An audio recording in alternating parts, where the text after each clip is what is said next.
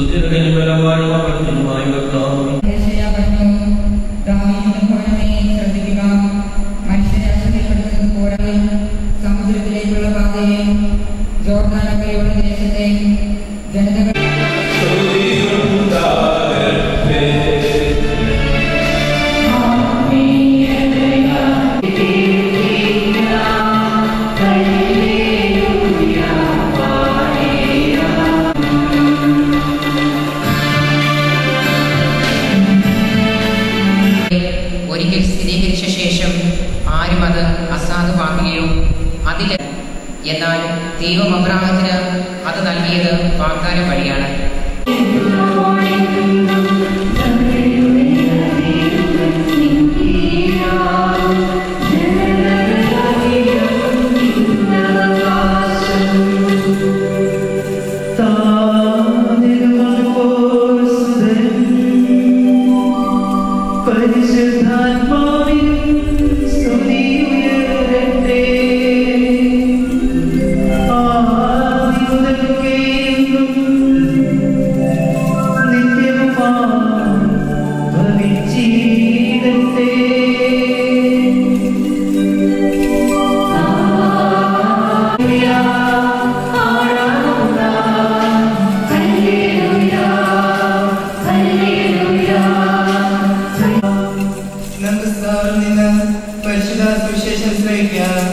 സമാധാനം നിങ്ങളോട് കൂടെ. പരിശുദ്ധ സുവിശേഷം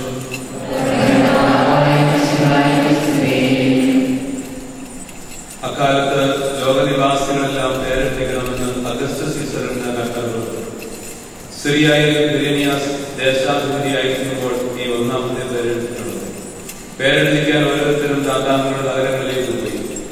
ദാവീദിന്റെ കുടുംബത്തിലും കുലത്തിലും പെട്ടവനായതിനാൽ യോസേഫ് ഗലീലിയയിലെ നസ്രത്ത് എന്ന നഗരത്തിൽ നിന്ന് യൂദയായും ദാവീദിന്റെ നഗരമായ ബേത്ലഹേമിലേക്ക് തനിക്ക് വിവാഹശേഷവും കഴിഞ്ഞിരുന്ന ഗർഭിണിയായ മറിയത്തോടുകൂടെ പേരെടുപ്പിക്കാൻ പോയി. അവിടെ ആയിരിക്കുമ്പോൾ അവൾക്ക് പ്രസവ ദിവസമായി. അവൾ തന്റെ ആദിജാതനെ പ്രസവിച്ചു. അവനെ വെള്ളക്കച്ചുകൊണ്ട് പൊതിഞ്ഞ് പുൽത്തൊട്ടിയിൽ കിടത്തി. കാരണം സത്രത്തിൽ അവർക്ക് സ്ഥലമില്ലായിരുന്നു.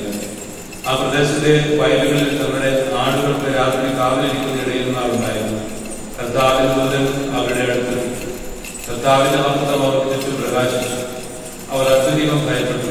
ദൂതൻ അവരോട് പറഞ്ഞു, ഭയപ്പെടേണ്ട, ഇതാ സകല ജനത്തിനും ഉണ്ടാകാനുള്ള വലിയ സന്തോഷത്തിന്റെ സദ്വാർത്ത ഞാൻ നിങ്ങളെ അറിയിക്കുന്നു. നിങ്ങൾക്കായി ഒരു രക്ഷകൻ, കർത്താവായ മിശിഹ ഇന്ന് ദാവീദിന്റെ നഗരത്തിൽ ജനിച്ചിരിക്കുന്നു. നിങ്ങൾക്കുള്ള അടയാളം ഇതാണ്, വെള്ളക്കച്ച് പതിഞ്ഞ് പുൽത്തൊട്ടിയിൽ കിടത്തിയിരിക്കുന്ന ഒരു ശിശുവിനെ നിങ്ങൾ കണ്ടു. പെട്ടെന്ന് സ്വർഗീയ സൈന്യത്തിന്റെ ഒരു വ്യൂഹം ദൂതനോടൊത്ത് ദൈവത്തെ സ്തുതിച്ചുകൊണ്ട് പറഞ്ഞു, അത്യുന്നതങ്ങളിൽ ദൈവത്തിന് മഹത്വം, ഭൂമിയിൽ ദൈവപ്രസാദമുള്ളവർക്ക് സമാധാനം.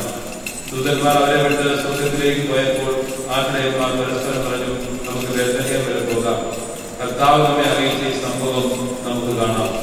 അവർ തിടുക്കപ്പെട്ട് പോയി മറിയത്തെയും യോസേഫിനെയും പുൽത്തൊട്ടിയിൽ കിടത്തിയിരിക്കുന്ന ശിശുവിനെയും കണ്ടെത്തി.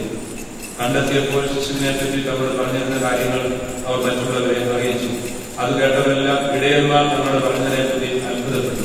മറിയമാകട്ടെ കാര്യങ്ങളെല്ലാം ഹൃദയത്തിൽ സംഗ്രഹിച്ച് ധ്യാനിച്ചുകൊണ്ടിരുന്നു. തങ്ങളോട് പറയപ്പെട്ടതുപോലെ കാണുകയും കേൾക്കുകയും ചെയ്ത സകലത്തെയും കുറിച്ച് ദൈവത്തെ മഹത്വപ്പെടുത്തുകയും സ്തുതിക്കുകയും ചെയ്തുകൊണ്ട് ആ ഇടയന്മാർ തിരിച്ചുപോയി.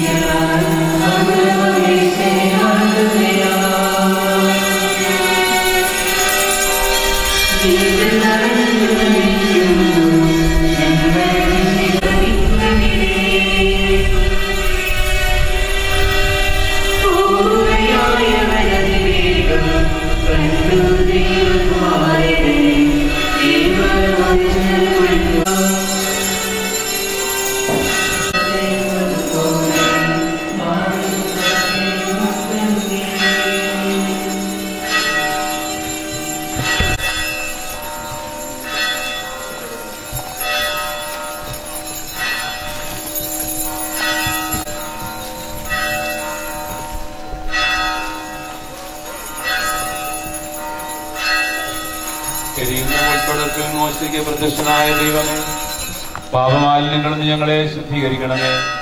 കാലത്തിന്റെ പൂർണ്ണതയിൽ ലോകത്തിന്റെ പ്രകാശമായി കന്യകയിൽ നിന്ന് ജാതനായ അങ്ങയുടെ തിരുക്കുമാരന്റെ ജനന തിരുനാളിൽ സന്തോഷിക്കുന്ന ഞങ്ങളെ പ്രകാശത്തിന്റെ മാർഗത്തിലൂടെ നയിക്കണമേ. നിത്യപ്രകാശമായ ഞങ്ങളുടെ പ്രമാണങ്ങളിൽ വ്യാപരിക്കുവാനും ഭൂമിയുടെ ഒപ്പം ലോകത്തിന്റെ പ്രകാശവുമായി ജീവിക്കുവാനും ഞങ്ങളെ സഹായിക്കണമേ. സകലത്തിന്റെയും നാഥായ എന്നേക്കും ആമേൻ. സ്വർലോകത്തിൽ സർവേശ്വരസ്തുതിഗീതം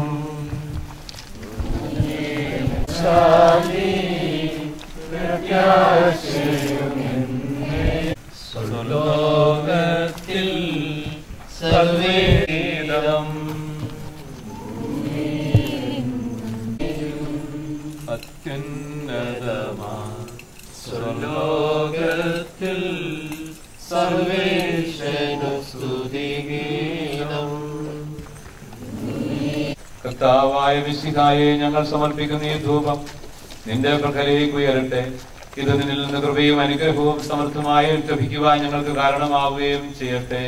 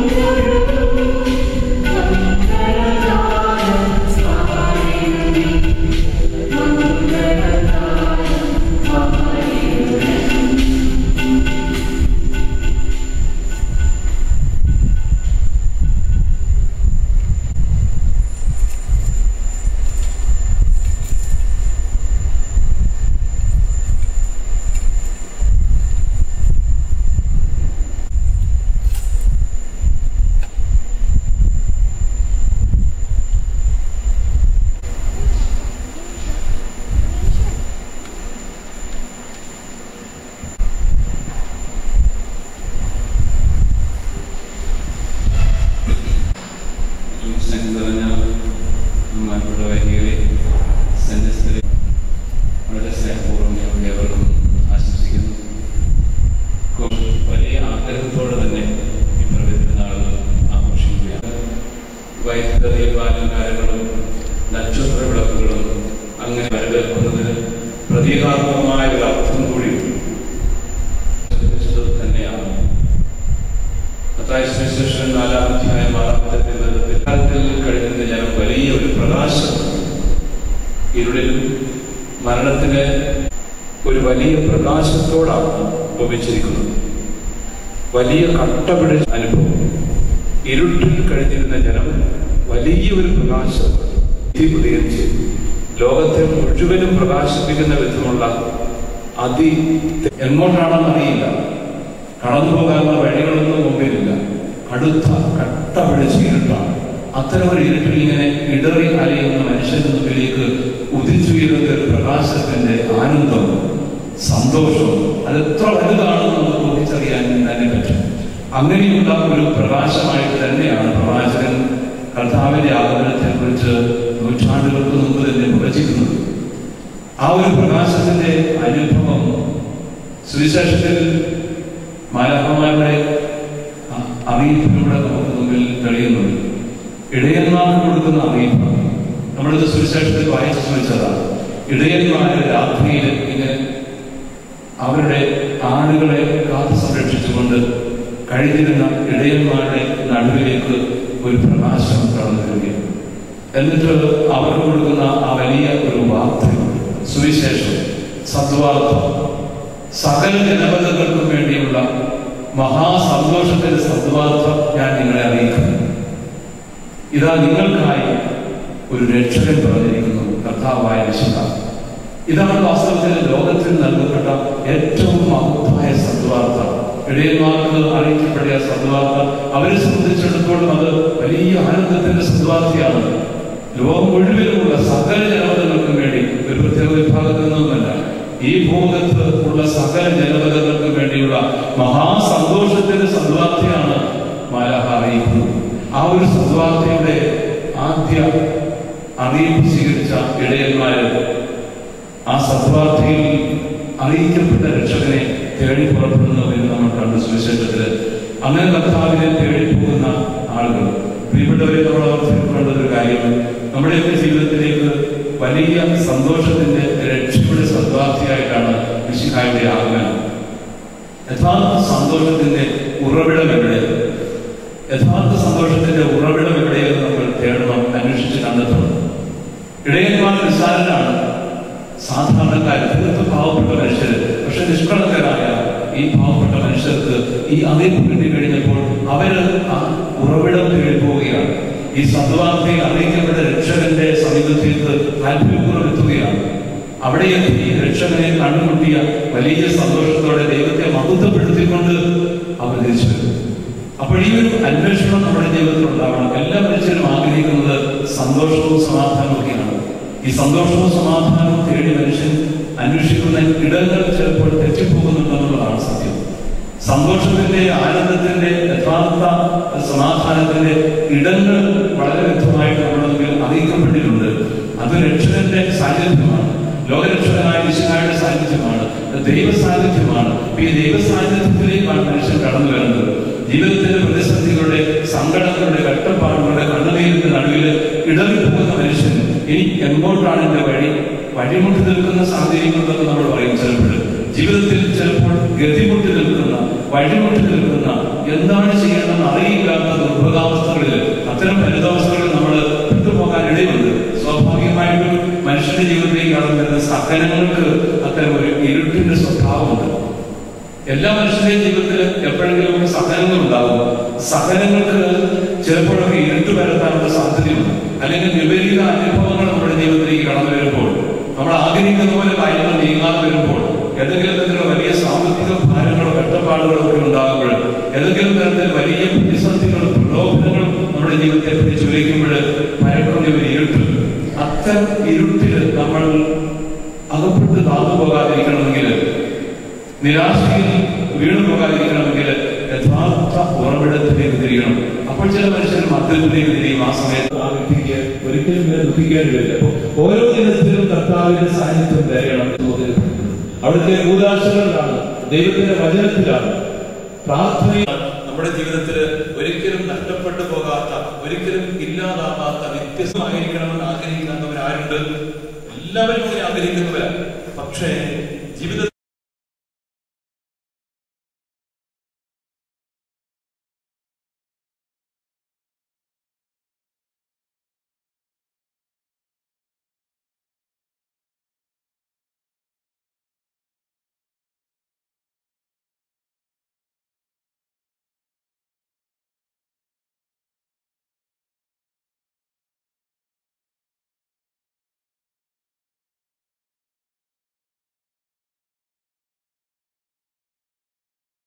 ടെക്സ്റ്റൈൽ ഫാക്ടറി ഔട്ട്ലെറ്റ് വിലക്കുറവിന്റെ പീടിക, മാർക്കറ്റ് റോഡ്, കാഞ്ഞിരപ്പള്ളി. ഒന്നിനും ഇനി വലിയ വില നൽകേണ്ടതില്ല. ഗുണമേന്മയും വിലക്കുറവും ഒരുപോലെ നിലനിർത്തിക്കൊണ്ട് 5000 സ്ക്വയർ ഫീറ്റിൽ നാഷണൽ ട്രേഡേഴ്സിന്റെ വിലക്കുറവിന്റെ പീടിക. ടെക്സ്റ്റൈൽ റെഡിമെയ്ഡ് വസ്ത്രങ്ങൾ ഫാക്ടറി വിലയ്ക്ക്. മാറ്റുകൾ 10 രൂപയ്ക്ക്, സാരികൾ 70 രൂപയ്ക്ക്, ബെഡ്ഷീറ്റ് 89 രൂപയ്ക്ക്, റയോൺ പ്രിന്റ് കുർത്തി 99 രൂപയ്ക്ക്, ബോയ്സ് ടീഷർട്ട് 60 രൂപയ്ക്ക്, ഷോർട്സ് 30 രൂപയ്ക്ക്, ഫാമിലി കോട്ട് ബെഡ്ഷീറ്റ് 129 രൂപയ്ക്ക്, കിഡ്സ് ടീഷർട്ട് ആൻഡ് പാൻസ് 40 രൂപയ്ക്ക്, ലേഡീസ് പലാസോ പാൻസ് 80 രൂപയ്ക്ക്, track pants 3/4, midi fancy tops, ladies bottoms, readymade shirt, white dhotis തുടങ്ങിയവ 100 രൂപയ്ക്ക് സ്വന്തമാക്കാം. Factory outlet opposite private bus stand, Kanjirappally.